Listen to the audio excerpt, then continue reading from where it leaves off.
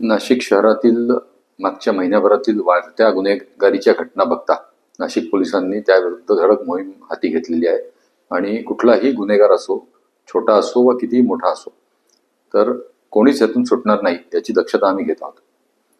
आम्ही वेगवेगळ्या प्रकारच्या मोहीम हातात घेतलेल्या आहेत. म्हणजे ते टवाळखोर मोहीम असेल किंवा ज्या ठिकाणी अवैध मद्य विक्री होते ती टपऱ्या पाडणं असेल किंवा प्रिव्हेंटिव्ह ॲक्शन्स घेणं, जे रेकॉर्डवरचे गुन्हेगार असतील, गँगस्टर्स असतील किंवा जे मोठे काही गुन्हेगार आहेत की ज्यांनी मागच्या काही फायरिंगच्या इन्सिडेंट्समध्ये त्यांची नावं निष्पन्न झालेली आहेत, तर त्या सगळ्यांच्या मागे आम्ही लागलेलो आहे. त्यातल्या अनेक जणांवर आम्ही कारवाई केलेली आहे आणि एक पोलिसांबद्दल विश्वास निर्माण होईल अशा प्रकारचा एक मेसेज आपल्या मार्फतीने, माध्यमांच्या मार्फतीने जनतेकडे जावा ही नाशिक पोलिसांची आपल्याला विनंती आहे. माझे पूर्ण नाशिक मधील नागरिकांना आव्हान आहे की पोलिसांवर विश्वास ठेवा.